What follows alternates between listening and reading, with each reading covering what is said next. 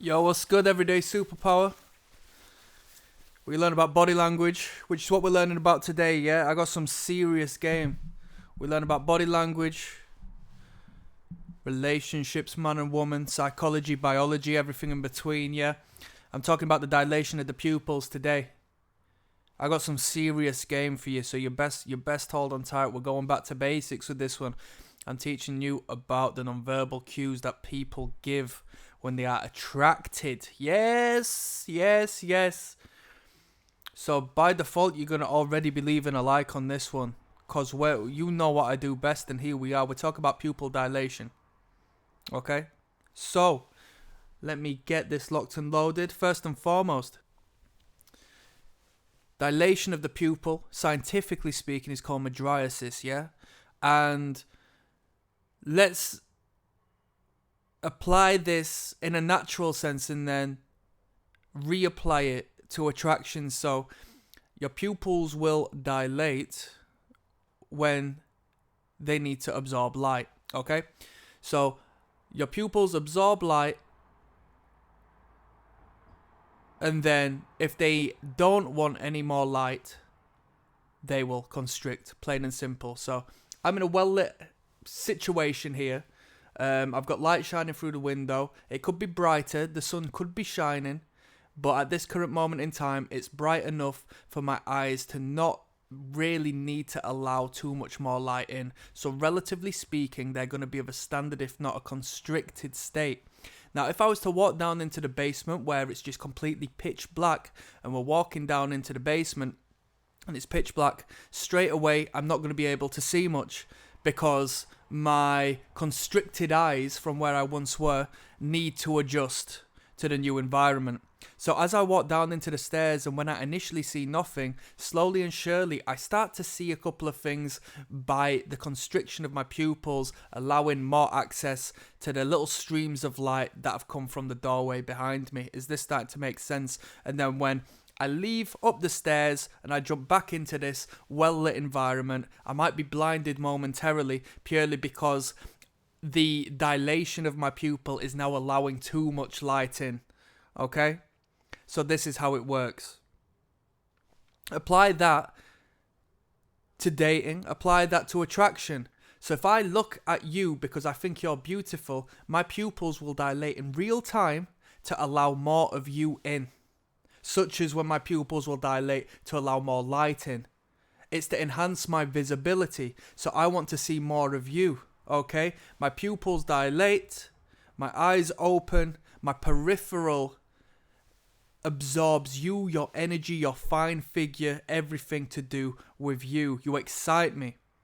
Whereas if I am not attracted, if I am repulsed, like my pupils will constrict to shut out the light, my pupils will constrict to see less of you. Consider this an eye-blocking behavior, such as when we, find any way possible to not observe, to not concentrate on that which we find repulsive. Yeah, it all correlates. Hormones involved. We have 3 feel-good hormones. We've got oxytocin, which is the bonding chemical that brings us together. We feel this when we're in embrace, when we hug onto someone, when we're holding someone, generally speaking. We've got dopamine. We've got serotonin. It's oxytocin in particular which is going to engage this behavior. It's that hormone what is going to connect with the brain and create this dilation of the pupils, although, it's going to react either way across the board with dopamine and serotonin as well. And if we are creating that chemical in another person, i.e. the woman we want to be with, the woman we want to romance and attract, then that's an incredible response. Clearly, we can't be in conscious awareness of the dilation and constriction of our pupils, which makes it one of the most honest non-verbal cues we can possibly have. And when we speak to people, if we pay attention to their pupils and the state of their pupils in relation to us and what we're discussing and the environment, and we're making sense out of that, as opposed to just being like in our own selves and feeling uncomfortable and paying attention to the discomfort we are feeling because eye contact is that intimate, then we will find eye contact a lot easier, and we will make better eye contact with women, we'll be more understanding, we'll be able to communicate better, we'll be attractive across the board. Does this make sense? We all find dilated pupils attractive, should I say. That's why toys at the supermarkets are sold with big eyes. That's why the cutest animals have got the biggest eyes. That's why people may find light-coloured individuals, light iris-coloured individuals more attractive, you know? Light blue eyes, light green eyes. There is a beauty standard that comes along with that. And that may be less so to do with the actual colour of the iris, but more so to do with how it accentuates and contrasts with the dilation of the pupil. Because one who has glaring bright blue eyes can be deemed piercing and intense, and the contrary, given that they have what we would call snake eyes, a complete constriction of the pupil, that person will strike through you with their eye connection, and it would be quite the repulsion as opposed to the attraction. So it goes the contrary of our beauty standard of light eyes. It's in relation to the dilation of the pupil and the accentuation of such. This is deep game. You need to click like on this. This is a deeper level of game. I'm telling you. So when you go and date people, take them to a dimly lit area.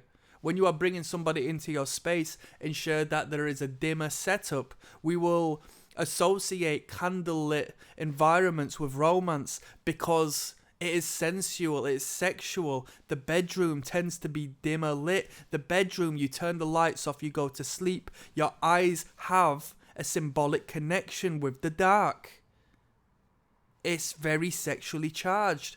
When you go on dates and come back and have these fantastic sexual experiences, generally speaking, it will be during nighttime. The pupils will be dilated. I mean, each to their own, of course, you know. I mean, establishes itself in nighttime, but I think getting it on in the morning is probably the best time to do it, me personally. But that's in a different space. Maternally speaking, paternally speaking, what the little babies have, they have big open eyes. The eyes don't grow, but the rest of the body does, the rest of the head does. So they're like little Martians. They have these big eyes and these small heads relative, these small features relative to the eyes. So we associate it with youthfulness, with childish, like pure attractive properties. Our inner father, our inner mother is attracted to see that in our partner. It creates this dynamic, and you as a man, as maybe a dominant man as you should be perceived in that relationship, you are going to correlate with the youthful energy that that woman is giving to you with this, wide-eyed, dilated pupil accentuation, that you naturally are going to develop this father and child relationship and should be calling you daddy in no time. Do you see where this all links?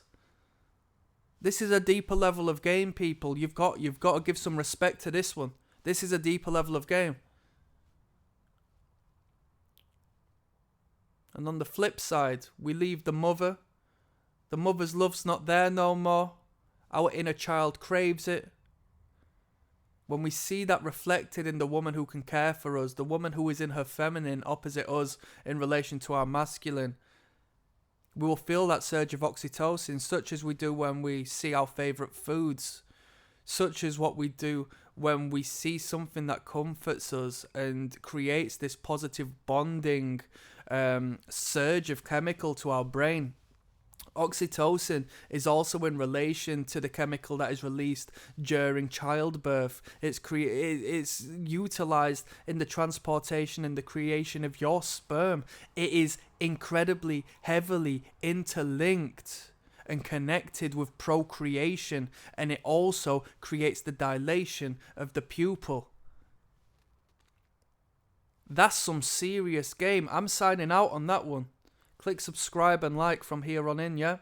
Uploading every single day. 2 links in the description. One of them will take you through to the catalogue of body language, which is a playlist compiled of my own material, which will teach you how to read people through their non-conscious behaviors. Second to that is going to be the Patreon, where you'll observe real dates with me. I'll break down the attraction repulsion cues. You'll maneuver through your dating life like Casanova. I swear to you. It's the best game going, yeah?